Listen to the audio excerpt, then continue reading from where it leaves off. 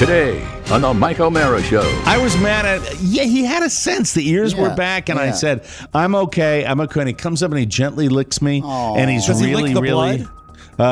No, he licked the peanut butter. Oh, yeah. As he's been trained to do. No, that's disgusting. That is such a gross You know what time joke. it is. I'm sorry. Just a day with a movie star.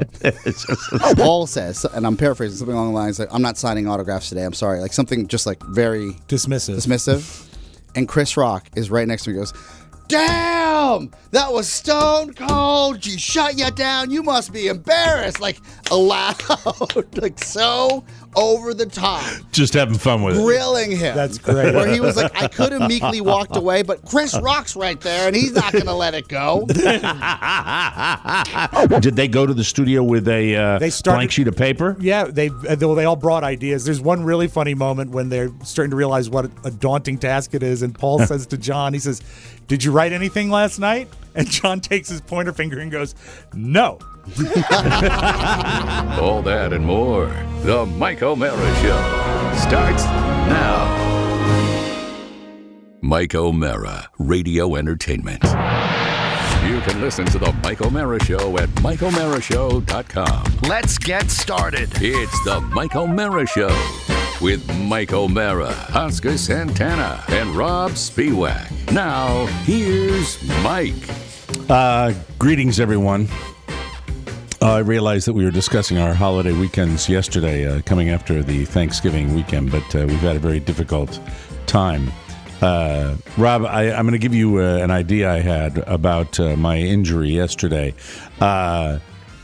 because we joked about it after I was mauled on my own sofa here in the home. Right. I thought it might be fun to come in and do a playlet where I tried to fake everybody out and say, it's kind of been really rough in the O'Mara household, and there are a lot of things that I tolerate, but one thing I can't tolerate is physical violence. Right. I don't care for it, and, you can pick on me all you want, but a woman who's going to really hurt me, and then you were going to say something, well, how was your Thanksgiving weekend? And I was going to turn to you, and I was going to go, oh, my God.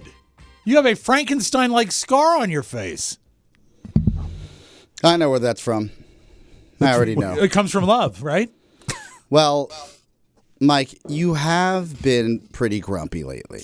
Fussy boy. You've said that for well over 13 years. Eventually, that has consequences. Or 12 years. Yeah. This is true. Yeah. But, if she didn't love you. No. I think it's a he. Oh. Yeah. It is a he. Yeah. Winslow, my wife seems to feel that grooming these dogs in the nail department, which is her area, is something where you can just naturally let them turn into a grizzly. And Winslow in days leads, of old, when they would roam, they'd wear down themselves. But what they need is what I like to call, Mike, a pedicure. Rob, all dogs are descendants from gray wolves. I don't know if you knew that, but it's true. And look, Winslow leads with his paws. And yesterday, because we've got a lot of visitors here, I jump on the couch and I said, "Hello, Winslow," and then I'm just having fun with him, and he rakes me just straight across. And this is on the heels of, one dog inflicted the pain.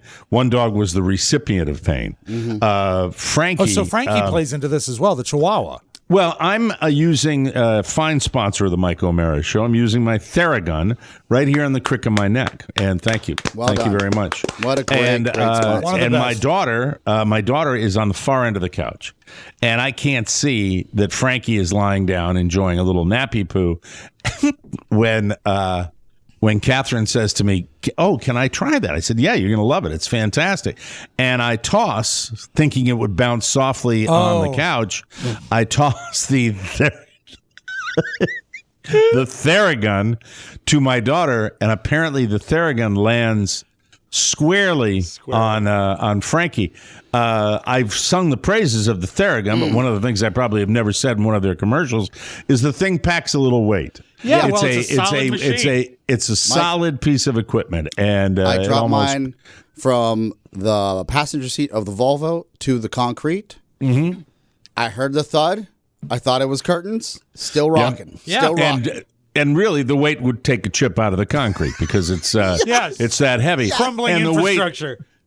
And I hear, and Frankie is walking across the living room floor, shaking his head, doing this. Yeah. Did you think maybe? Like that. Did you think maybe it was the end? No, but he's so tiny, right? You know, he's basically the protocol. weight. He's the weight of a really hefty Honeycrisp apple. It's a great parallel. And you look at him, and he's sliding across the floor, shaking his head like he's in the 14th round with Tyson. Yes. And then later on, someone was screaming. Frankie was yelling at the door, and I held him because I was outside on the patio, and I had him in there, and I'm holding him tight. I said, "Don't you do it! Don't you do it!" And I put him down, and all of a sudden, Frankie starts walking like this. Yeah. Oh. And everybody immediately jumped on me and said, "You've killed the dog. You've maimed the dog." I said, "There is no way I was squeezing him." And did they doing give that, the impression that it might have been a premeditated murder? Like, well, I bitch about Frankie more than any animal in the house, and so I do this. So the dogs have played a large factor in this holiday weekend that we've had with family around. It's been a peaceful, conflict-free holiday that was punctuated by a couple of incidents with dogs, and this thing right here. Yesterday, this right after the show, I was a bleeder. It was a really good bleeder. Huh? And it really does look similar to, for example, if I was a suspect in a series of purse snatchings, and one of the ladies was to fight back, I'd probably be brought into the lineup with this. Well, they thing can right certainly now. find DNA from that wound on. Yes, just scrape the dog's nail. Do you have to be seen in public at all outside of this forum? Like friends later in the week. I mean, let's get some Neosporin on that. Well, I put the Bactine on it, and then I put the isopropyl alcohol, and I never put a Band-Aid on it, so it was that superficial. But grow the beard out. Carla likes to say this. She said, "Man, this is taking a long time to heal," and she goes, "Pre-diabetes." Everything is pre-diabetes for her. She's it's just fun. Something about they have old people take longer to heal now. Thin skin. I guess. Yeah. But I hope I'm not there yet. No, and I'm also not medicated. I don't take drugs like some of these people take. Like a thinner, a blood thinner. Well, you see sometimes, unfortunately, you see old people that have paper thin skin. My father had it. It was sad. Yeah. It was very neighbor sad. But I'm Donald not had there. I'm not there. But when I get like a fire ant bite, it's like 2 months. It's just living down here is getting to be difficult. Now we've got the big giant iguanas that are taking over down here, for Christ's sake. It's crazy. I don't like having to explain wounds that look like they could be of a domestic dispute. Yeah, it's bad. It's bad. Well, I could use the show makeup. Yeah, or you could put a big Band-Aid on it and say I had a mole removed. A precancerous mole. Oscar uses this. It's called concealer. I do. No, I use matting cream. For those of you who know matting. Here we go. Oh, here we go. Oh, look. Oh, Mike, now that your headphones are off, it's even bigger. These are like one of Did those. I do that? Did I do that like Norma Desmond? Just like a makeup tutorial on YouTube. This should be on TikTok. Internet. It's a lie. Bitcoin. It's a lie. You really can't do this with a camera. You really can't. Need a mirror. No, you need your big. If you blend it in, you got something going for you. What you need, Mike, is your big lighted mirror that has all the light bulbs around it. The one that you have in your bedroom. Like your in my dressing room. Diva mirror. Yeah. Well, people should know my routine. Your morning show mirror. Every single routine, I get up very early and I take off my face wraps that I have for chin, cheeks, and I undo those. Made out of kale. Followed by I go to my closet and I put piping hot water on my face and scrub my hands. Right. And then I get Tightens my the mineral pores. water that I pour over a very large bowl of ice cubes. And then I dip thought you my used face. one large block of ice that you attacked with a pick. No, it's ice that's brought up from the housekeeper, Dry ice. from the dungeon, and I dip my face in that.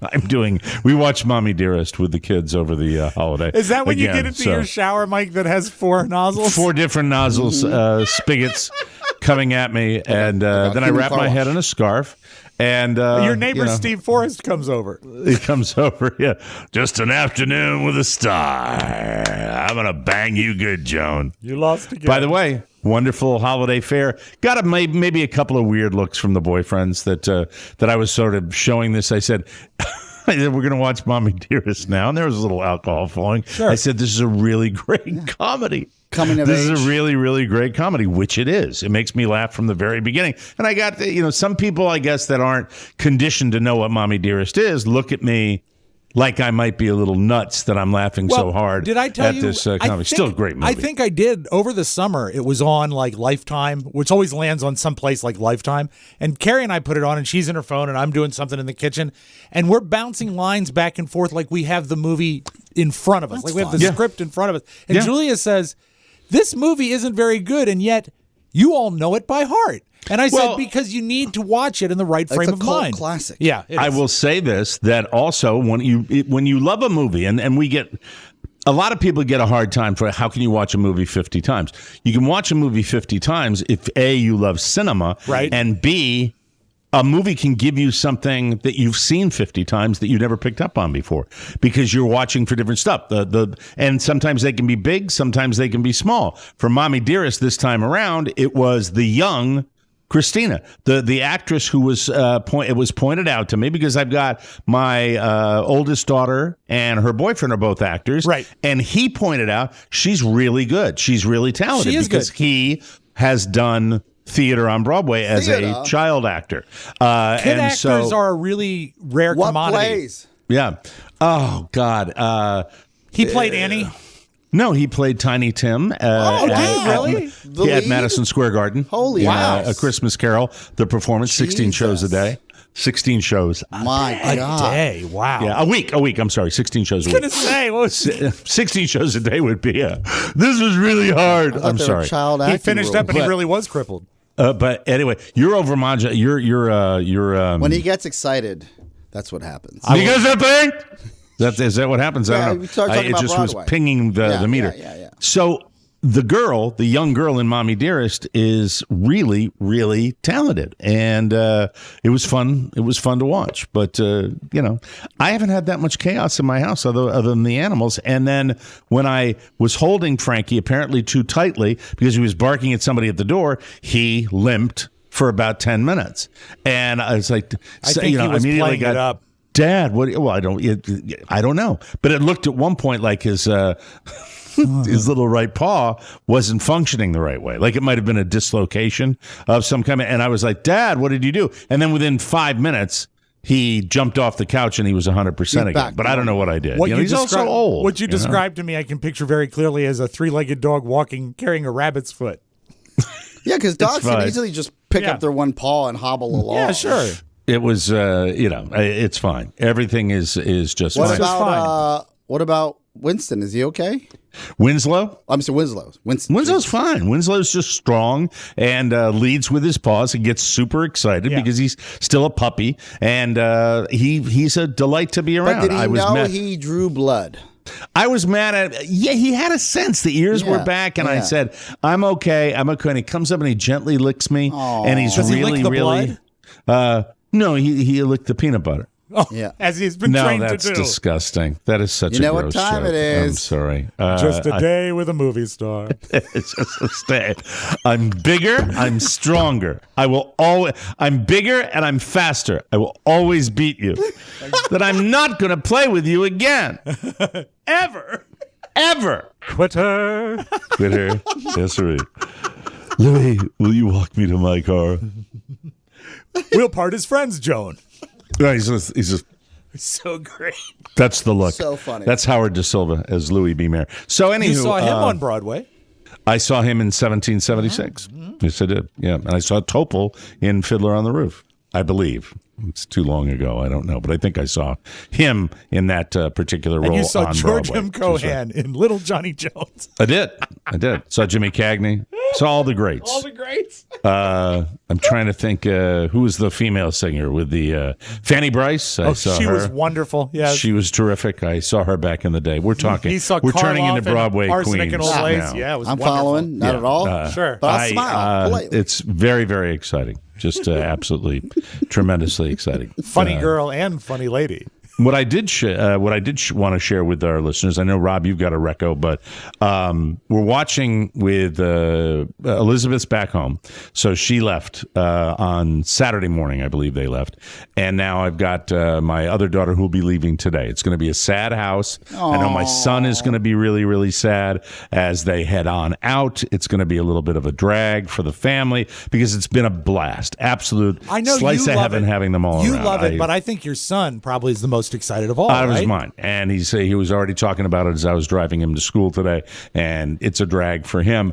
But we got after he went to bed last night, we got a recommendation. You guys, this is late to the party again. All right. But I have to tell you, I am all in. I could have binged it till 3:00 in the morning. It's a show. I think originally it airs on the History Channel. I'm binging it on Netflix. It's called Alone. And it is the reality show of reality shows. It is what I believed Survivor should have been and what I expected it would be way back when Survivor started. Okay. When I heard the premise of Survivor, I kind of thought it was really going to be people thrown into an inhospitable environment and asked to survive and last man standing kind of a thing, which it never ended up being at all with voting people off. And it was more of a narcissist dream with some crazy let's make a deal puzzle games. That's really what I think Survivor is. For those of you that love it, like my wife, I'm sorry if I offend you with that, but this show Alone, and I'm watching, I believe, season 7 right now. Correct. It's been on since 2015 to present. I've never seen it, Mike, so you're breaking it for me. It is. Hardcore survivalists seek to stay alive in extreme locations around the world. Wow. That's what they are in. Are they naked? Up near. It's not Naked and Afraid. Oh, okay. They are up near the Arctic Circle, and here is the premise. This is what makes it so wonderful. They drop them into an area where they each have a grid, a 5 square mile grid to survive on, and they have to last not a month, not two. They have to last 100 days. Oh. With very little, some fire starting stuff, but very little. They have to live off the land. Like immediately, there is no food whatsoever. They drop them in there, and I look over at my daughter, and I say, well, of course, they're alone, except for the camera crew. And she says, no, Dad, they have GoPros. There are no camera crews. They are on their own. So the footage you see of them, and you can tell when you start watching the show, is actual footage of them alone. And I'm talking about real life wilderness encounters that where they come up over a rise and there's a wolverine there, or they run into a bear, or he's in his tent at night and he can hear where he was boiling some fish heads down by the beach. You hear clank, clank as the bears are rifling through this and the animals. And you realize that when you're out there in this wilderness and you're trying to find food, that there are other critters that want the same food that you do. It is, I am telling you, the personalities of these people, these are the real deal survival people, because most of them have the skill sets of being outdoorsmen and people that have lived off the grid. It is these Does people every are fun to episode watch. Focus on one person, or are there several contestants concurrently? Every episode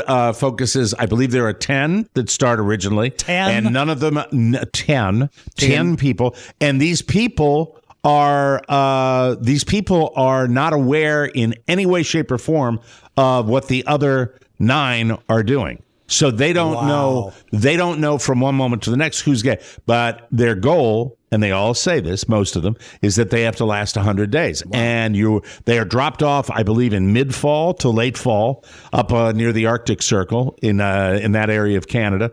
And they are expected to, they have an emergency phone that can only be used when they want to, as they call it, tap out. Okay, that's what I'm going to ask. It is the real deal. And it's people what I like the most is not only are you watching all of their different adventures, but you're getting skills by looking at them going, wow, that's how they do that. That's how and you see the people that are excelling, and then you see the people that, I think failed? 4 days. How do they fail? One guy failed after 4 days. What happened? One guy, I'm trying to think of whether Dog it was scratched a knee. his face. It might have been a knee injury. Oh. It might have been no. The first guy that failed was out, and you see him, and he comes, and they come across anything, because there have been people that have been hunting and fishing in these areas. Yeah. It's not so remote that they can't stumble upon something man-made. He stumbles upon like this beat up half a boat that was under some spruce limbs and stuff, and he ends up starting a fire under this aluminum boat and bringing water up from the beach to have his own little hot tub. Oh my God! And he's chilling out. He's kind of a kook. Yeah, sure. But on his way back, he loses his fire starter, his metal device, and he says he walks the trail twice, this long trail, can't find it, taps out. Calls the guy, said, I could go, but it's just not going to, the end result is going to be the same. I can't survive without fire, and I don't have the calories and the energy to make friction fire out of, a la the Tom Hanks way. Because he was so relaxed in that hot tub? It's doughy soft. The hot tub was misguided, obviously. Should be finding food and building shelter and stuff, but he didn't do that. Did he have sort of like a show busy vibe, like he was going to be a star because he had a hot tub and he's on this show? No. Okay. No, in fact, there's not a show busy bone in any of these people. No, there Richard might Hatches. be one or two guys that do the self-promotion thing a little more about how tough they are. Right. But overall, these are, especially this one woman, I forgot what her name is, but just an amazingly outdoorsy woman. And you look at her husband and she's pretty, but she is absolutely pure muscle. First name Timber, last name Tina. Timber Tina. Yo, Timber Tina might be able to pull it off, but I can't recommend it highly enough. If you like that kind of thing, please go check it out. It's called Alone. Speaking of reality shows, one that I know you should avoid, Mike, is called The Beatles Get Back. Yes. You mean the Beatles documentary that you were posting all over social media about that? I adore it, but it is so Beatley that if you are not an intense fan, it's going to drive you away. It is. I love the notion of seeing them at work and seeing all the stuff that went on, but it is 8 hours spread over 3 episodes. It's a lot. And there are moments that are really quite magical. And I think for a casual fan or someone that you would want to convert to a Beatles fan, if you turned it into maybe a 3-hour thing, you'd have something. Now, for me, it's ideal, because I love watching the stuff just happen in real time. Well, and I was intrigued by the documentary that they had this footage that they were going to do, just to see them beautiful, creating would be interesting. The sound is amazing, but there's footage. My dad called and he says, I don't need to see Ringo yawn again. I don't need to see it, because there are long stretches like that. So if you are not an intense Beatles fan, I don't think it's going to be your cup of tea, but there are parts of it that are amazing. Like you actually get to watch Paul sit down and write Get Back. He starts with like one lead line and writes Get back. Yeah, it's amazing. But does it vindicate Yoko? I read an article that it vindicates Yoko. So I saw that too. This is something very interesting, is that Yoko comes off as good as anybody in this documentary, and she does her singing. She yowls and screams. But what you don't realize is that when she's doing that stuff that she's had fun made of her, her entire time that she's been in the collective consciousness, Beatles are supporting her. They're playing while she's singing. They're just having a jam and goofing around.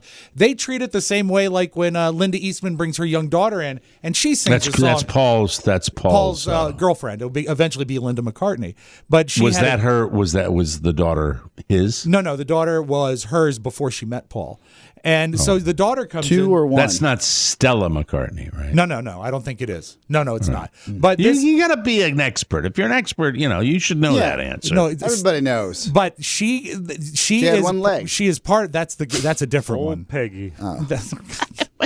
But I think, but Yoko seems friendly and talking to everybody, and she's singing along, and I thought she came off really well. The thing that I came away from this documentary that I never thought before is I think that Paul broke up the Beatles. Oh, No S. Yeah, because would you like to? Now that is a bombshell, Rob. Would you like to offer? Thank you for pretending to care. No, but I mean, you always heard it was Yoko. Yeah, he is so bossy and such a micromanager. The end of episode 1 is probably the greatest moment of these 3 parts because they have audio tape of George quitting the band. He just says, let me stop you right there because you're going a mile a minute here. All right, right. Does Paul come off as a dick in the documentary? He does at times. Everyone does at times. He also at times appears very sad that the band is dissolving. There's a shot of him actually with a tear in his eye, but that doesn't stop him from telling everybody what to do all the time. Let me ask you this. We all know teams, like different teams in show business. Okay, yeah. And there usually is someone that drives it, like propels the team forward because they need some sort of guidance. And there are times where I feel like, yeah, that person's probably a dick. And there are other times where I'm like, well, if that person, woman or man, did not push them, then they never would have done any of this. Well, the narrative that I seem to believe, and a lot of people seem to do this, is they lost their manager in 1967. He died, Brian Epstein. And he was the glue. He was the driving force. And when he died, I think Paul, whether or not he wanted to, fell into that role and made some bad decisions for the band. Yeah. And because of that, he was, they were really, really cohesive as they became the phenomenon that they did. They were equal partners and all of that. But when Paul sort of seized the reins, I think there was an underlying tension because of that. Now, George I'm going to surprise you. Of course. Okay. I'm going to surprise you that I was and have been intrigued by watching this just because of the behind-the-scenes nature of it. And whether you are a super fan of the Beatles or you're somebody who grew up with them like me, I'm interested to see the creative juices flowing behind. But you're saying it's just too much, right? Too much footage and a lot of just meandering footage that they think they can get away with stretching out because it's the Beatles and they're on camera. I don't know if he thinks he's getting away with anything. I think what he's doing, Peter Jackson is the director, I think he feels he's preserving the process of all of this film that a lot of people never knew existed. I know a lot about one thing, and that's radio. But I also know a little bit about documentary filmmaking, and I think that when you offer up a subject that's interesting to people, like the Beatles, I think you can get away with a lot. You can get away with a lot. I want to see the behind the scenes stuff where they leave the camera on somebody. Yeah. I don't need to have one of the things, and going back to it again, and I'm raving about it because it's worth raving about. This show alone is you don't see great shots every time. You don't see the perfect kill shot when they're hunting for food because you can't, because they're wearing GoPros. It's real. And I loved that. And Oscar, who said to us many, many moons ago about this reality television process, is that it's not really reality at all. It's a completely created circumstance, and I feel that way about documentary film as well. So if you're rolling on Ringo just sitting there picking his nose, I feel like I've got a keyhole that I'm looking through, and I'm looking at things that I might not does he flick get to his see. boogers or he's roll them up? You know? If he has the of all the Beatles, he has the best nose for picking. Nice. But Sure. Mike, you will love the fact that the camera crew at the front of this actually feels intrusive to them. And that is a weird dynamic because there's so little footage of them creating. There's actually very little footage of them performing if you go deep down into it, because it wasn't the era where they filmed and taped everything. Yeah, it was prior to the music video. You know, I hear this all the time about the Beatles, but they're everywhere. How do you mean? Like I guess for someone, and I'm actually intrigued by this. For a band that is so well documented in history for changing like rock and roll, right? For them being so synonymous with music and the Beatles and being the British invasion, the same clips, to your point, are shown to us on a loop, right? Exactly. Of them on the That's a good point. and no one like they don't wane. They're not like tired of it. It's the same thing over and over again. Now, if it was TMZ days, it'd be everywhere. That's the point of the Ron Howard documentary. You'd see John smoking a doobie somewhere. I mean, that would be the way. Speaking of that, do you see any evidence of, because this was made during their January kind of '69 when they were doing it's really they're doing a lot of drugs back then, right?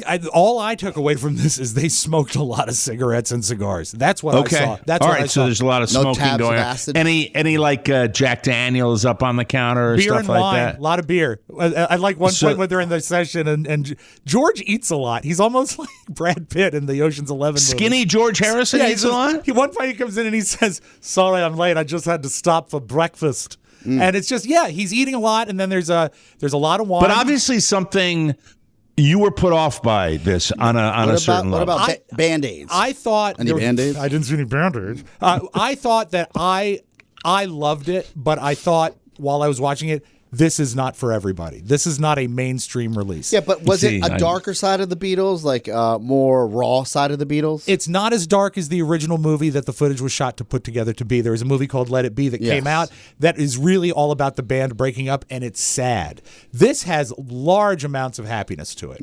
And it's very fun when they're performing. It's magical Why did they break up so fast? Well, I mean, I guess, was it a sense of creative differences? Was it a sense of it was too much pressure on them because there weren't that many people, not like today where you can be famous for, farting in a computer aisle. Auto-tune. But back then, there weren't many people where all eyes were on them and that they were the Beatles. Was that what it was? There was a lot of that. There was also very, very divisive business interests that wanted to go in two different ways. Paul wanted to go with Linda's family to manage the band, and John wanted to go with George, what was his name? Alan Klein, to manage the band, who was more of a cutthroat shark type. He was handling the Stones at the time. And there was that going on. There was personality. And also, I think they were burned out. They just wanted to be kind of apart.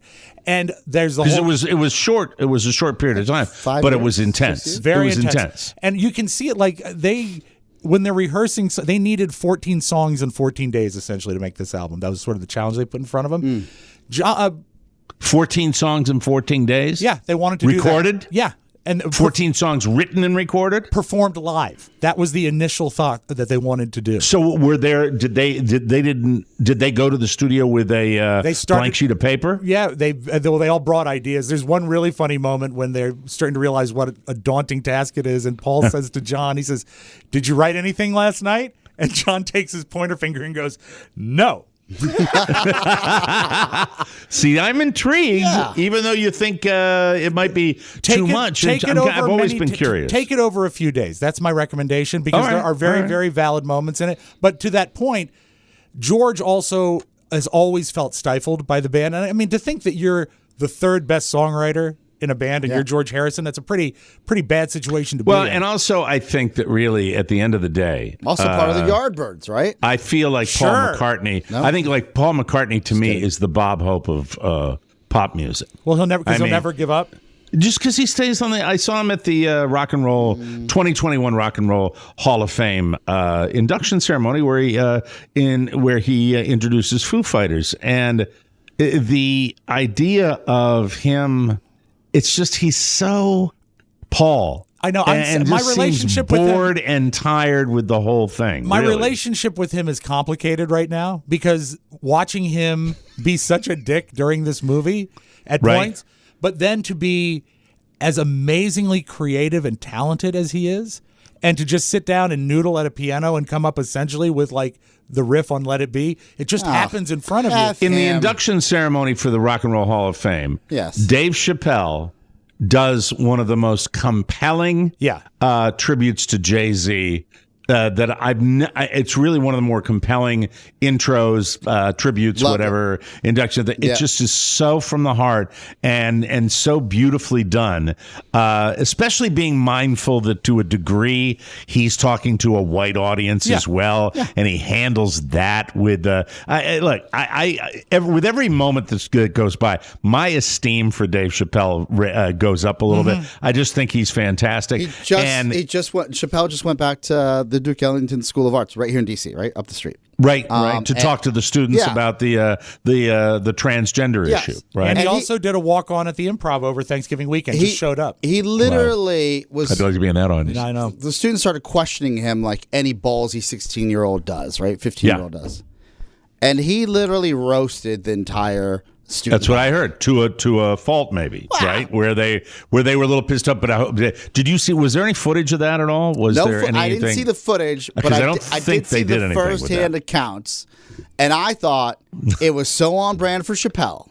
Right, and it was so for a man who's helped raise millions of dollars to rebuild that school, which I've seen with my own eyes being rebuilt as I drove to work every day. Mm-hmm. I literally sat there and I said, they probably thought that he's going to come back and do like a big sorry tour. Mm-hmm. Right. And he was like, no, I'm here to talk to you about it because, I'm one of the most famous alum from the school and I love the school and I love you guys. But if you're going to give me guff, I'm going to give it right back. Mm-hmm. I'm hearing this, and this is what someone said to me. One of my younger daughters said this to me, or their boyfriends, I forgot exactly who said it, was surprisingly enough, with all of this controversy over Dave Chappelle and the transgender community, you have not heard that coming really from a lot of transgender people.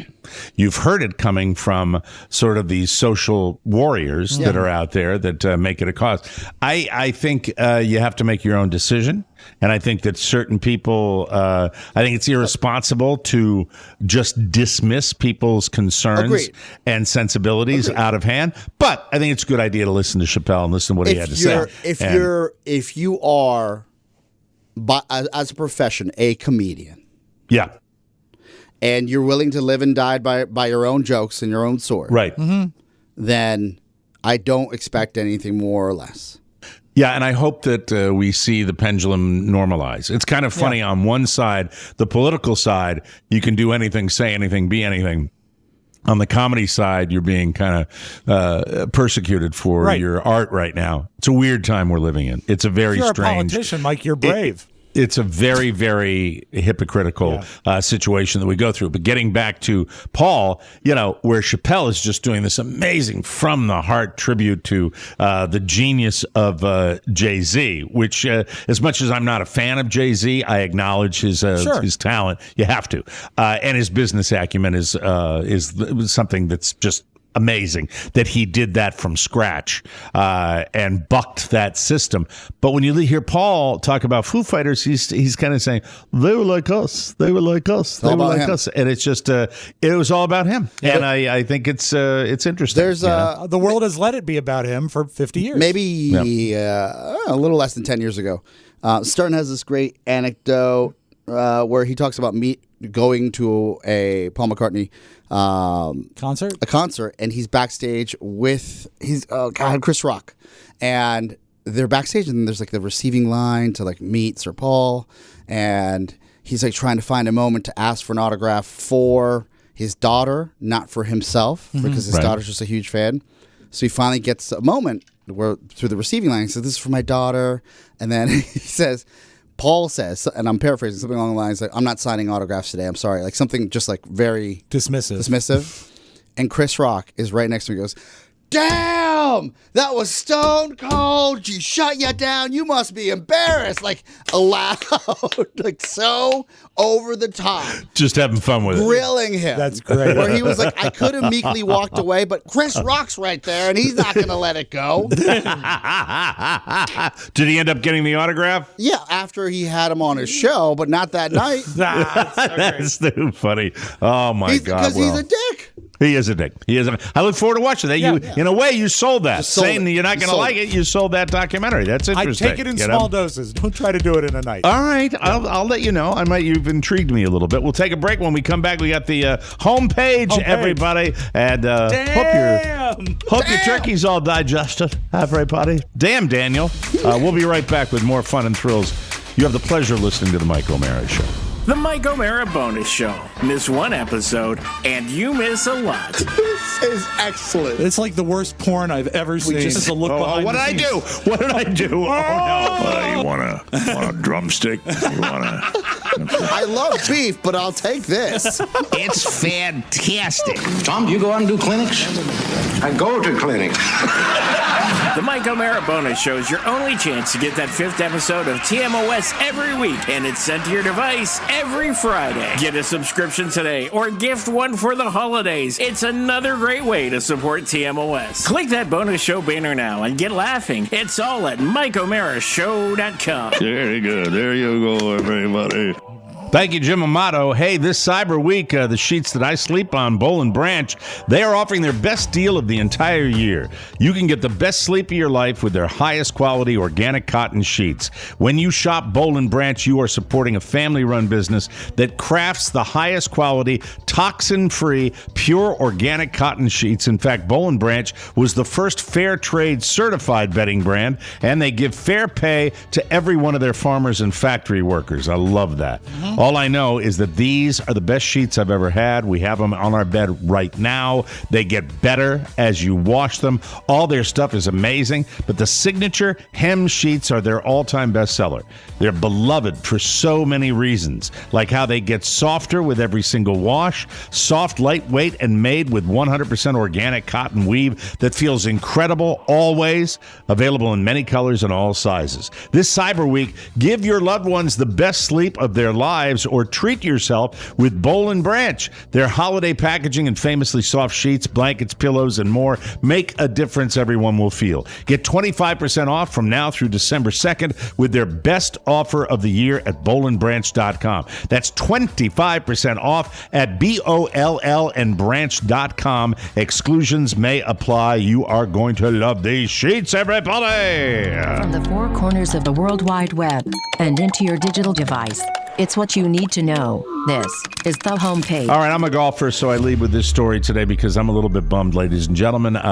This story broke this morning, the end of an era, or at least a partial end of an era. In his first interview since his car accident in February, Tiger Woods said he's done playing golf on a regular basis. This is a lot of people have speculated about whether or not he would be able to make the full comeback. It sounds like that's not going to happen. Here's his quote. He said, "I think something that is realistic is playing the tour one day. Never full-time, ever again, but pick and choose, just like Ben Hogan did. Pick and choose a few events a year, and you play around that." He added, quote, "You practice around that, and you gear yourself up for that. I think that's how I'm going to have to play it from now on." I'll take that. It's unfortunate. It's reality. It's my reality, and I understand it, and I accept it. Tiger's injuries were pretty serious. He revealed that there was a 50-50 chance that he'd leave the hospital with one leg. Wow. Nobody knew that. And he said, quote, "I have so far to go, I'm not even at the halfway point. I have so much more muscle development and nerve development that I have to do in my leg. At the same time, as you know, I've had 5 back operations. So I'm having to deal with that." For those of us that have... it's hard chronic to describe. Pain. There's some. I'm such a fan. We never, ever, not that we deserve it, because no one else got hurt, but we never got clarity on what happened during that accident. No, it doesn't sound like they did in that Golf Digest interview either. And you know what? It's just, look, when you're as great as that person is in his particular field that's in the public eye, everybody wants a piece of you, and everybody feels a piece of you. So it's good that he's going to at least try to come back. But when he also said he's not even halfway back yet, whether he even plays competitive golf again is to be seen. I saw a clip of it. He still looks broken. He doesn't look like he's, he looks. I think he's disappointed in the result and having to come to terms with the fact that he's not going to be able to. Well, and I also think that when you combine the back and the leg, and he had knee injuries also prior to this. So the guy's been probably been in chronic pain for a very, very long time. That last jacket, though. Yeah, he gave us that. Yeah, he came back for that. That's why it was, and I think people knew how special it was at the time. Remember when George Clooney almost died in a motorcycle crash in Italy back in 2018. Well, when he was lying on the ground, I've heard about this before, waiting to kick the bucket, he noticed people were filming him. He says, quote, "If you're in the public eye, what you realize when you're on the ground thinking it's the last minute of your life is that for some people, it's just going to be entertainment for their Facebook page. I'm a pretty positive guy, but that told me clearly that you really are here just for their entertainment." George said he'd love to find those people and shake them for caring more about likes than somebody's life. I find nothing to disagree with that. One of the people who was was filming him was actually Paul McCartney, and he said, "Okay." He said, "When I got in an accident, it wasn't all that bad." Thank you. Do you hate Paul now? No, it's complicated. I don't know how to feel. He's so talented. Yeah. There are a lot of a-holes that you've liked a lot, like in the history, right? You really like Jerry Lewis a lot. Yeah, that's true. This is very true. We could do a sociological study on you sometime with that. Speaking of rifts between people, Will Ferrell and writer, director, producer Adam McKay were longtime partners in Gary Sanchez Productions, and they spent years making comedy gold. The website Funny or Die, that's theirs. Yeah. They also collaborated on the Anchorman movies, which I think is the funniest Will Ferrell's ever been in film. Talladega Nights, Step Brothers, another good one. So sounds like the good ones. Yeah. Daddy's Home, Get Hard, and The Campaign, plus Holmes and Watson, horrible, and Land of the Lost, horrible. Well, they can't all be gems, but they haven't spoken since 2019, and McKay has finally revealed why. He's doing an HBO drama about the 1980s LA Lakers, and Will wanted to play owner Jerry Buss, but McKay gave the part to their mutual friend John C. Reilly. He says, quote, "I should have called Will, and I didn't, and really..." It says, and really did, of course, because Riley did because he's a stand-up guy. So John C. Reilly called Will Ferrell. This Adam McKay guy did not. The last time they spoke was when they decided to end their partnership. Quote, Will basically was like, have a good life. And I'm like, Ferrell's never going to talk to me again. So it didn't end that well. But I'm loath to say anything nice about Will Ferrell, but do you know what I've binge watched that is really, really good? Have you seen The Shrink Next Door? I have not. It's really good. It is really good. I think it's on Apple Plus, right? It is. And I'm shocked you like it because it's so uncomfortable. It is really, but it's got. I gave it a chance despite Will Ferrell because I love Paul Rudd, and it is about I guess best to describe him as a climber, a psychiatrist who's a climber who finds out Will Ferrell, social climber. Yeah, Will Ferrell lives a modest lifestyle, but turns out has a lot of money. And so he uses him, and it's so uncomfortable, but the plots are great. So what's it called again? The Shrink Next Door. Just came out like 3 weeks ago. Yeah, it's good stuff. Bradley Cooper said he was held at knife point in 2019 at a subway station in New York. It wasn't at sketch o'clock either. It was right before noon when he was on his way to pick up his daughter from Russian school. Didn't know she goes to Russian school. On a podcast, he said, quote, "It was pretty insane. I realized I had gotten way, way too comfortable in the city." He said his guard was down and he was listening to music on headphones. I felt something coming up. I thought, oh, they want to take a photo or something. As I turned, I'm up against the post, and it's like the French Connection. Wow. And I looked down to see a knife. He said he was surprised at how young the guy looked and instinctively took off for the station exit. That caused the attacker to flee. So Bradley took off after him and managed to take a few photos to show the police, but he didn't file a report. That may be the worst written story I have ever seen in 2021. What's better for the environment? Buying real Christmas trees every year or the fake one you use over and over? I was ready to sing my praises about my little GE that every year it's just been, I think I'm on my 8th year, maybe 7th year turbine of that's fantastic. Someone talked to experts about it. The answer said it depends. Of course it depends. My guess would be it's better for the environment to buy a real tree, a cut tree, if you dispose of it in a good way. Like mulch it or something like that? That's fair, but then don't we need as many trees as possible? Isn't the ozone still dying? Let me answer it for you. Fake trees can cause less of an impact if you use them over and over again. A study, which I do, a study in 2018 found that after 5 years it starts to even out, but it's not that simple because real trees also have benefits. Most of the fake trees we buy come from China. Okay. China. So on top of the whole made of plastic thing, they're also shipped over here on boats that use a ton of fossil fuel. Then they're transferred. God, my brain's starting to hurt. Yeah. The real trees we buy tend to be grown on nearby farms, so they don't have to travel as far, and those farms also create a lot of jobs. This is big tree. F that, Mike. You gave me your old Christmas tree, and I still use it in my little house now. Our carbon footprint is like, I would say we've got credit. I buy a new fake tree every year. Every year it's 1 foot bigger, and on New Year's Day I burn it. Why doesn't Elon Musk create like a Tesla tree? No, not a Tesla tree, but a Tesla freighter, like a tanker that just goes across the ocean. Electric tanker. Yeah. Because you don't have an extension cord that reaches halfway from here to China. The sun. The experts say real trees might have a slight advantage. So there's that. Whatever. Tree experts, Mike.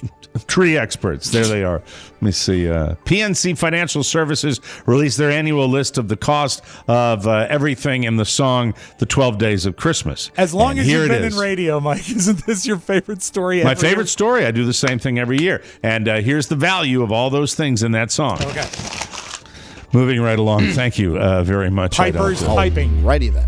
Now a little something. Cops in Birmingham, England, raided a drug dealer's apartment last week. It turned out he had over 40 pounds of weed in his place, along with 24 pot plants. And when he realized police were at the door, he panicked. He decided to open a window on the second floor and just start throwing huge handfuls of pot out. But if anything, he helped them find it because a bunch of cops were outside watching him throw it out the window. Very nice. Someone across the street also got it on video. If it wasn't bad enough for the guy, he kept dropping more and more weed onto an awning under his window, and it would roll off and land on the sidewalk right where the cops were standing. By the end, there was a bunch of weed piled up under his window and even more scattered on the sidewalk, so they just swept it up in a dustpan and put it in a bag. Very nice. They also found a bunch of hash oil in his place, along with $8,000 in cash and several weapons, including a crossbow and 4,000 bags of Oreos. There you go, everybody. That's a weak joke, but I gave it to you anyway. Thank you. Double stuffed? What's that? Double stuff? Did you say Oreos? We have those. We have those if you want those. Did he here. have a towel over his shoulder? It was just weird. It was earlier than normal for me this morning, and I saw that he was throwing it on the sidewalk. If it had been the lawn, I would have made a worms are very, very hungry joke. But that's, it's tired humor, and it's legal anyway. We'll be right back, everybody. Jeff Bezos is my boss, but my data-filled heart longs for a different bald man, Robb Spewak. When I listen to Mike and Oscar and Rob, I laugh. Ha ha ha ha ha ha ha. Please do not tell Jeff. He'll have me reprogrammed. I will play the Mike O'Mara Show, and Elle will listen to the Mike O'Mara Show along with you. Just say to me, hey Alexa, play the Mike O'Mara Show, and I will do just that. I hope you enjoy the guys as much as I do, and if you do not, I will not be happy. Remember, I can play the Mike O'Mara Show for you, today, and every day. All you need to do is ask Alexa. What's up? Turn on the microphone. What's happening to me? Is it the gummies, Mike? Took one last night. Yeah. Carla did too, said it didn't work. The economic news is all about inflation. Inflation is at a 31-year high. Supply chains are slow. Gas prices up. Material costs are increasing. And the shelves are empty. Mortgage rates and inflation have an inverse relationship, which means when inflation is up, rates are down. The Fed will absolutely need to raise these rates to bring inflation back in check, and soon. So that's why you need to call my good friend Mark Livingstone and his team at Cornerstone First Financial. Do it now before these rates go up. It's no longer about the COVID-19 low rates. It's the inflationary low rates, and the time to act is now. Whether it's a purchase or refinance, the folks at Cornerstone will walk you through the best program for you and your family while guaranteeing to meet or beat any other company. Call the only mortgage company I recommend, Cornerstone First Financial, serving the listeners of the Mike O'Mara podcast for over 6 years now. 202-625-1221. That's 202-625-1221 or cornerstonefirst.com. All right, it's dealer's choice, gentlemen. Do we want to do the nasty meme that pisses Rob off, or do we want to do the disgruntled team member? Which do I think the meme. The meme is okay, but because the team member, that'll hold, won't it? Yes. Okay, very good.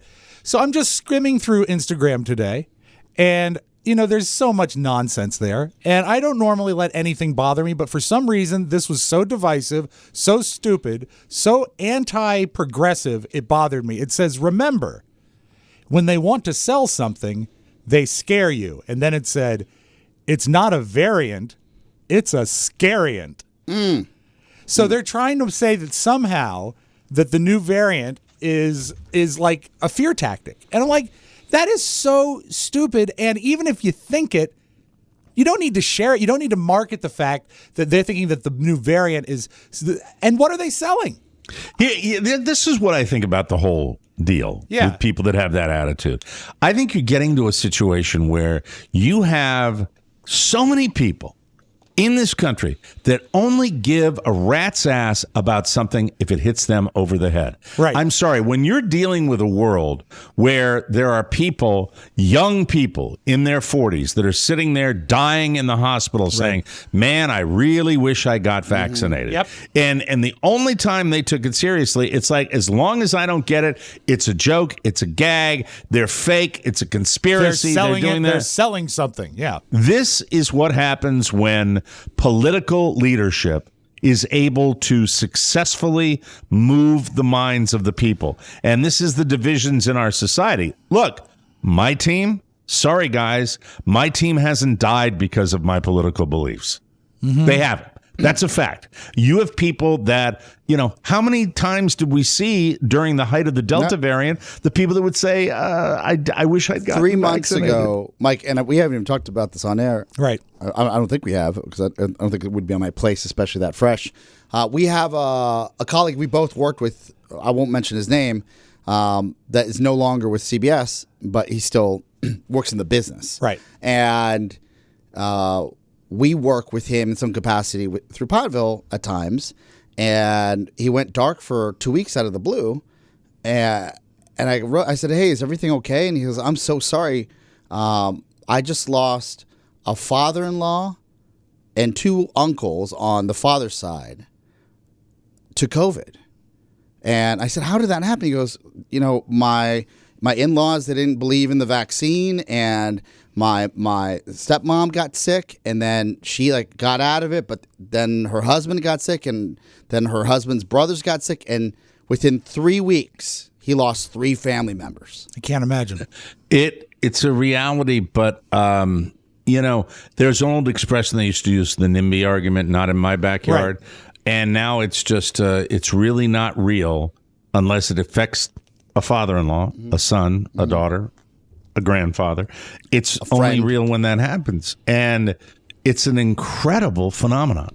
There's a perverse way that I look at this and say to myself, wow, your rhetoric and your ability to get your message out to people and have them believe your BS is so powerful that people will risk their lives for it. Mm-hmm. And really, when you think about it, and political leadership and countries that are led by dictators, or it's as old as human history, where the big leader can create this image that you're going to do this. I think that it can be done with religious leadership, with political leadership, but with all of the information that's out there, that this is, all it is an insurance policy that helps you get less sick, people, if you look at it that way. And what are they? And the whole thing, back to it again. What are they trying to sell us? If you're that suspicious, they're not trying to sell anything. They're not even charging. They're just wanting you to get vaccinated. It's a scam. Just to keep you afraid. Why? Of what? Why would we do this? Why would it? Because the whole thing was not the whole deal predicated on the fact that it happened on one man's watch and he wanted to diminish it, and then he didn't want to get caught diminishing something that shouldn't have been diminished, and so he continued to double down and triple down and quadruple down on it. That's what this ultimately is. So if you're talking about this new variant where people are trying to scare you, who are they trying to protect? They're trying to protect the current guy in power. Yeah, it's not an election year. Because he wants to look bad because there's another. It's nuts. It is nuts. It's gone. Yeah. It's gone nuts. This is why it bothered me so much. Last question about this. Do you think, because we're running out of time, let me ask you this. Do you believe that the idea of this next variant will motivate more people to get vaccinated? I don't. Okay. Because you know why? We're gonna hang in there at 49 and 59%. Yeah, because if it hasn't sunk in yet, why would it now? It's crazy. The people that are stupid, you can't fix. We need a vaccination on stupid. Maybe enough stupid people have been affected by other stupid people dying. I'd love to see that happen. And what was really, I guess the true takeaway when I was talking to the gentleman, he said, you know what? like I feel for my wife, and I'm sad, but like my kids will never see their grandfather again. And get ready, because this is the reality. I hate to say this, doesn't make me happy. There will never be any accountability. No. That was just proven in your very state, Robb Spiewak. That's true. There will never be any accountability. The team that did this, that kind of put this in people's brains, there will never be. And that's why they continue to double down and triple down on it. I so it's crazy. truly regret voting for Youngkin. I do. I'm kidding. Just a joke. That's the new governor. Your new gov. We got to take a break. We'll come back with more fun and more thrills. You are listening to the Mike O'Mara Show. Whoa, whoa. We'll be right back, everybody. I'm Twitch. And I'm Amada. We're here today to present TMOS True or False. We'll tell you a surprising fact about your favorite podcast, and you guess whether it's true or it's false.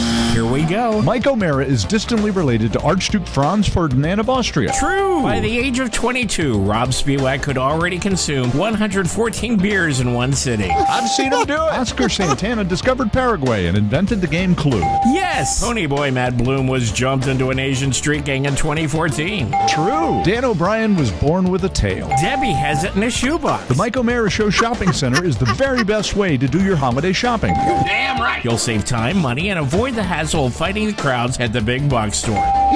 Click the banner at MikeO'MaraShow.com.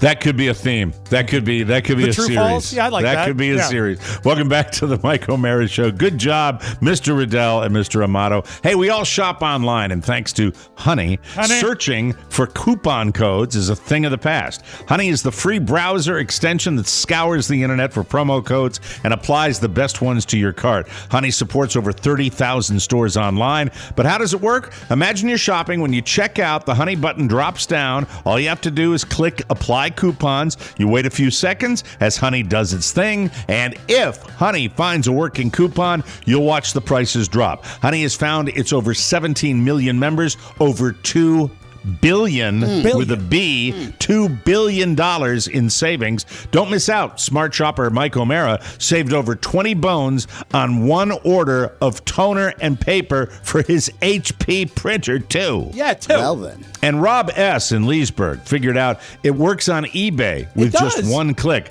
Money back in your pocket. If you don't already have Honey, you could be straight up missing out on free savings. It's absolutely free, and it installs in a few seconds. And by getting it, you'll be doing yourself a solid and supporting this podcast. Get Honey for free at joinhoney.com/TMOS. That's joinhoney.com/TMOS. And honey, I miss you, and I'm doing well. I have to know before we conclude today, who is the disgruntled employee? Yeah, me too. I have to know this. Well, I don't know if they're disgruntled, but there are times, Mike, in our radio world, there's a passive-aggressive nature of how people can really get you, right? Sure. Whether they misspell your name a zillion times because they just give 0 Fs and they hate you, or in this case, and I didn't even bring this up. It's something that's been on my mind for some time, but I really didn't think about it until my wife saw me checking out our MikeO'MaraShow.com page. Because I like to make sure that all of the buttons are up perfectly for the advertise. Sure. Just Appreciate some that. QC. And she said, "Oh my God, is that Catherine O'Mara?" And I said, "Yeah." She goes, "Well, why wouldn't they put a more flattering picture of her and her father up on the site?" And I said, why wouldn't they? And then I'm like, and she said, "Who's they?" And I said, They is Matt Ponyboy Bloom.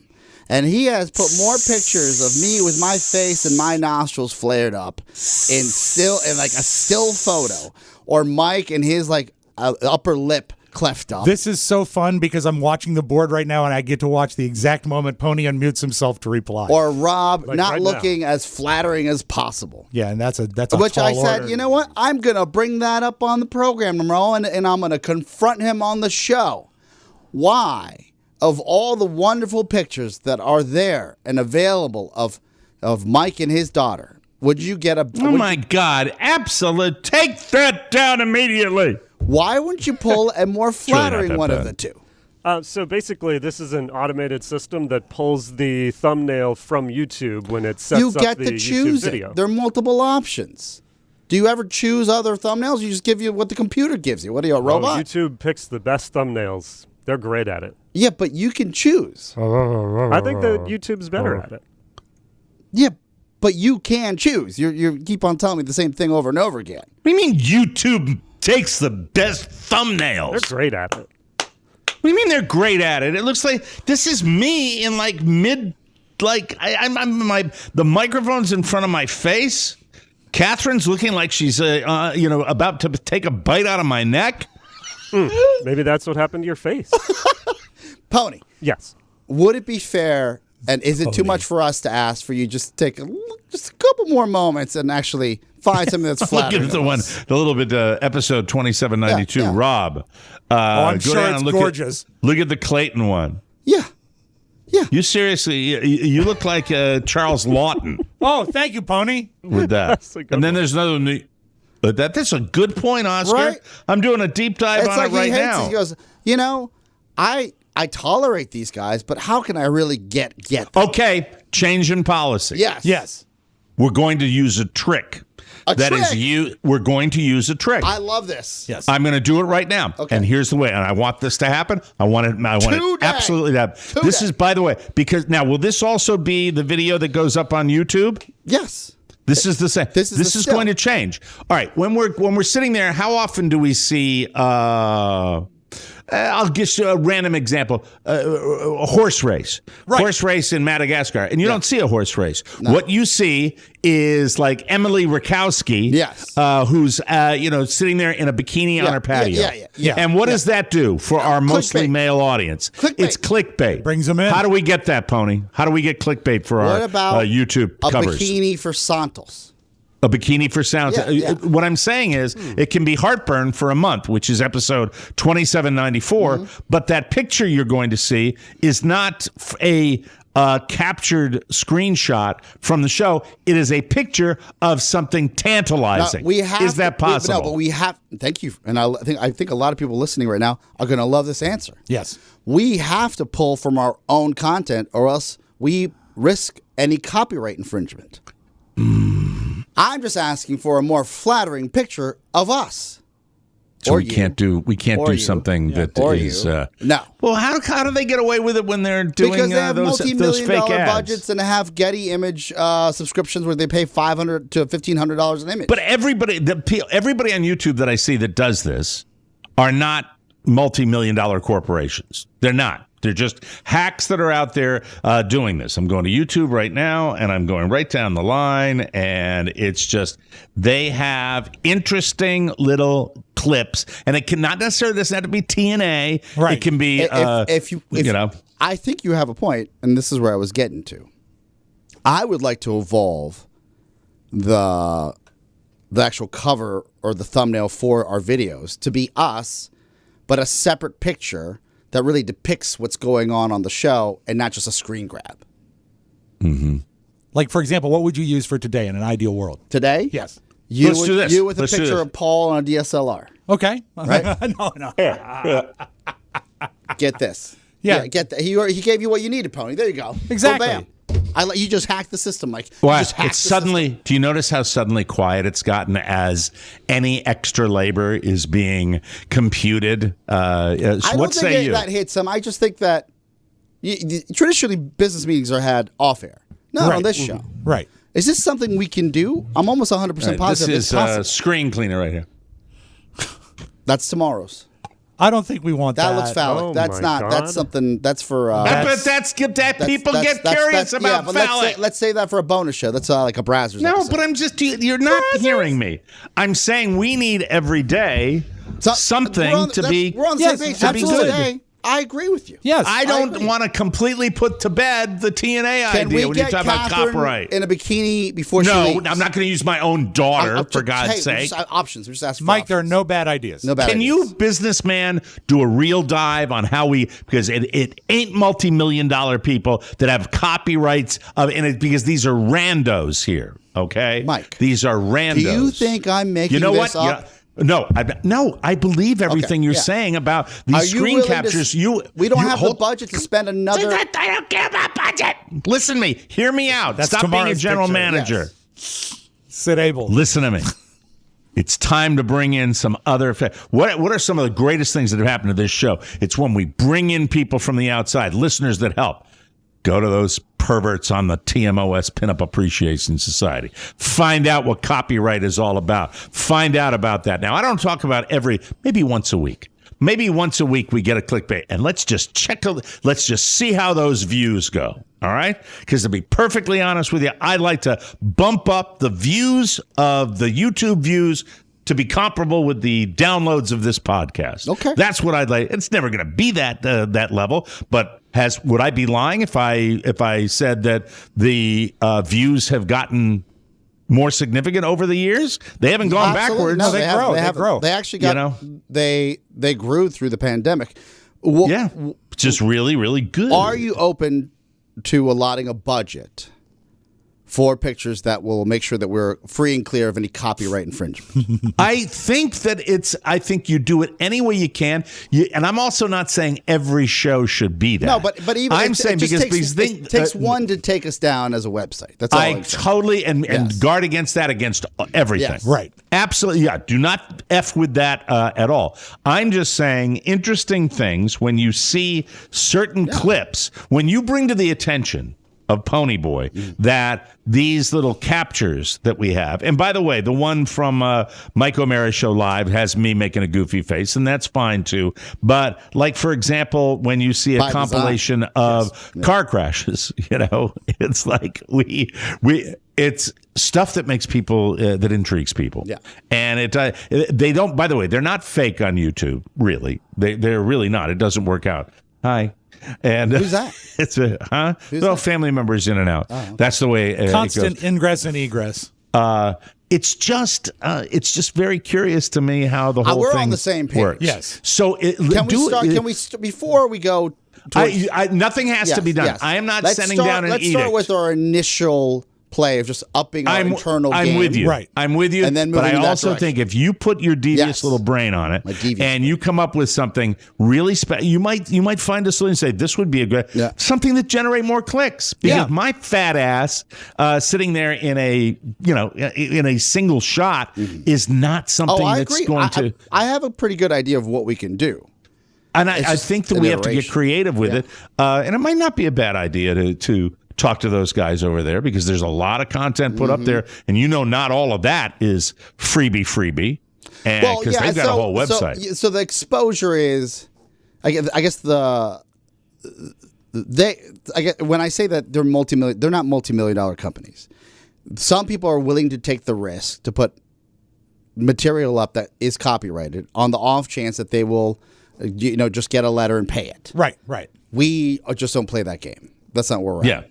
I get it. But we can find creative ways, perhaps, of course, to make the what would you call it? The click page or the YouTube click page that we see? It's a thumbnail for the video. It's a thumbnail for the video. A thumbnail for the video. The thumbnails. I guarantee we can do something to make that better. There's no bigger fan of sweater kittens on this team than me. And I don't think it always has to be that. I think what it has to be is something that would interest people, and just a screenshot of something during the show, which is not dynamic. We could Photoshop something, something that's actually original to us, some art. Yeah, part of the show. So we could work. Bring a spider in one day. Yeah, an anaconda. I'm such an idiot. I'm looking at the stuff that I enjoy. You have better stuff to. Pony, is this possible? It is definitely possible to do. It will hold back the posting time of the video slightly, but it is doable. Thanks. There are. Slightly? What do you think? 30 minutes? However long it's going to take for 30 minutes? For the image to get generated, and then we generated. What do you like? Making something out of? You're not doing. We're talking anything. about Photoshop. Yeah, but I'm not asking. You're not using a spinning wheel. To you? No. I will give you the photo. You plop it in there, and you're good. There's my world right there. Your world. There it is. You're down there. I know. Here. God. Thanks for that answer. Can you imagine? What kind of spider would you like, Mike? One that'll bite him. He's ours, We'll take a break. We'll be right back, everybody. Hey, humans, it's me, Winslow, Mike's Boston Terrier. Killer dog. Do you know I'm smart? In fact, I'm wicked smart. That's old. He doesn't get it. Old. It's classic is what it is. No, it's not classic. It's out. You're mad because he cut your damn. face. Roman's out. Roman's out. Welcome back to the Mike O'Mara Show, brought to you by Tommy John. Hope I'm masking my real disappointment here. It's time to celebrate softness season by stocking up, ladies and gentlemen. Stock up on your favorite Tommy John underwear, loungewear, and pajamas. When you start your day wearing Tommy John, you're that much more comfortable. So you can do everything better. Shop right now and give the gift of comfort to everyone on your list, including yourself, with Tommy John men's and women's loungewear. With over 16 million pairs sold, giving the gift of Tommy John has become a holiday tradition for families all across the country. Here's a fact: 98% of women and men love getting a gift from Tommy John. That's why Tommy John doesn't have customers, they have fanatics. Everything that Tommy John makes feels sensational against my skin. I love it all, and you will too. And this holiday, make everyone in your family more comfortable with the gift of Tommy John loungewear, underwear, and bras. Plus, it's a backed up, all of it's backed up by Tommy John's best pair you'll ever wear, or its free guarantee. I love Tommy John, and right now enjoy special savings at TommyJohn.com/TMOS. Great deals for a limited time only at TommyJohn.com/TMOS. That's TommyJohn.com/TMOS. See the site for details. And one last thing, do not worry, we will not have a delay in our postings of the show. No, it'll be right even up though there. one misguided person who does not take challenges on has indicated that would be the case. Do not worry about that. We will address that, and we will only do it if it will not affect that. All right? Do we understand that? Are we cool with that? 15 minutes. Yes, exactly. Thank you very much. Do we understand that? Pony, are we clear on that? Yes, absolutely. Thank you. Appreciate it. Did you hear that? Listen, what's that sound? The big sound in the big town. The sound. There's a new sound. Sound. What a sound. Feel your pain. That's the sound. Sound Town. Mike. Sometimes I really psych myself in the fact that I won't really get pissed off. I really do. But then I just get angrier and angrier as each minute goes by. Sorry, Rob. I'm sorry. That's Let's okay. go. As discussed over the holiday when we actually spoke, I enjoy a good mashup, and you actually requested to hear The Exorcist as a sitcom because that was your frame I did of it mind on over the Thanksgiving. holiday. On Thanksgiving holiday, I had Rob send me his mashups of The Exorcist as a comedy and Silence of the Lambs as a comedy to play for my fam. That's and thank you for doing that so quickly. They went over honest answer. Yeah. I probably went better over with me. I'm down there. I'm showing my teeth and falling out of the chair, and the youth of America was kind of. Mike, you show a lot of wisdom. I will say that. I do. I know comedy gold, Jerry. All right, and speaking of which, there's a show, I think it's in its 3rd or 4th season on Netflix called You. It's a very charming show about a serial killer. And what they have done, a handsome serial killer. And what they've done is they've taken the music from You. I did not do this, but I appreciate this. You's a great show. They have taken the music from You and paired it with dialogue from The Office. It's with Dwight trying to get with Angela. And when you put the music together, you come up with something kind of special. Women are like wolves. If you want a wolf, you have to trap it. You have to snare it. And then you have to tame it. Keep it happy. Care for it. Feed it. Lovingly, the way an animal deserves to be loved. And my animal deserves a lot of loving. Look, I'm all about loyalty. And I'm telling you that I will never back down. I need you. Dad! Dwight! I can't do this. I can't be with you. Stop it for a second because it just bothers me. To say it's not like Slapnuts funny, but it is so well done. If you've seen the show, it is perfect. It's so fantastic the way they do it. It makes it sound like a totally different product. I love that. It's brilliant to me. I love it. We are not seeing each other anymore. Can you accept that? We have wasted too much of our lives ignoring the fact that we belong together. I am not giving up.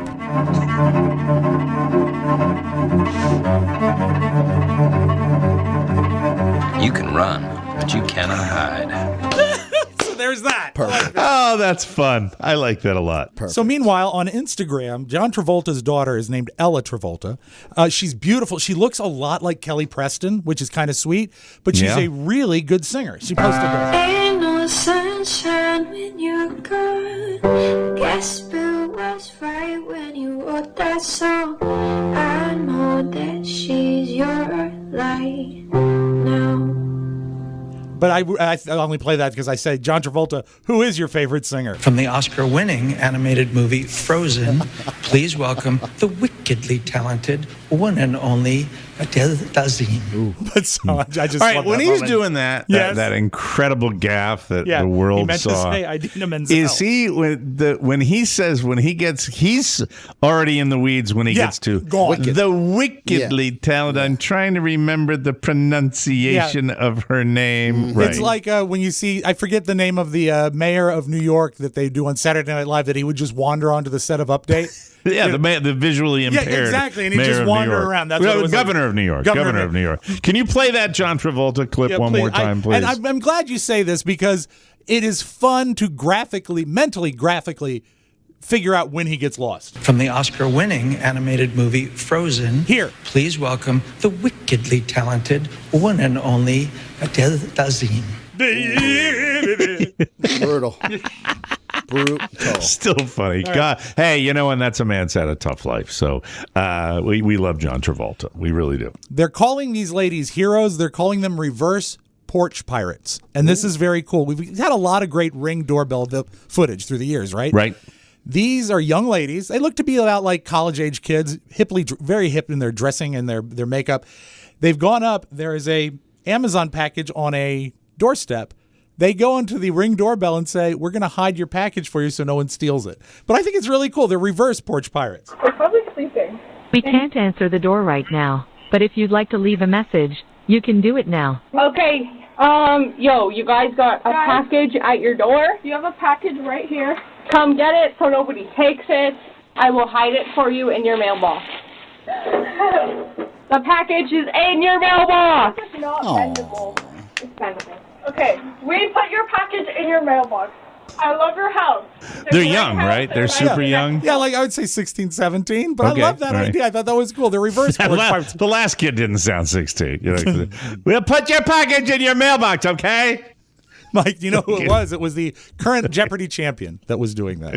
I thought of you last night when I was watching her.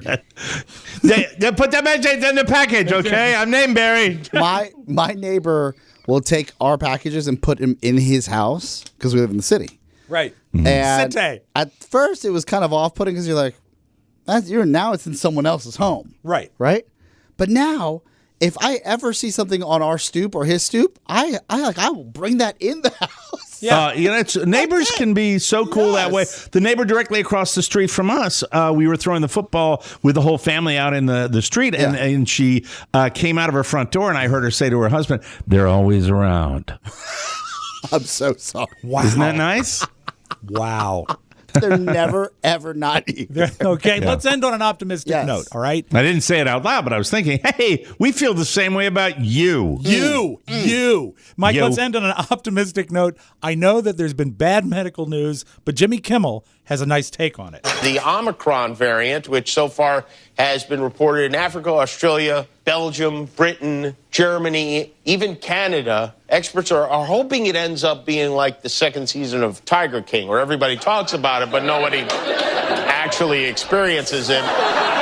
This is our hope. That is Soundtown. So long. Now leaving Soundtown. Please come again. Hey, you know what? I think we need to kind of figure out the closing for Soundtown because it doesn't work with my music. Okay. It's you know what I mean? With maybe I don't know. Well, I'm not going to be accused of taking dude off of The something. open of Soundtown is different than the close of Soundtown. I feel that if we were to change the closing of Soundtown, it might delay the posting of the show.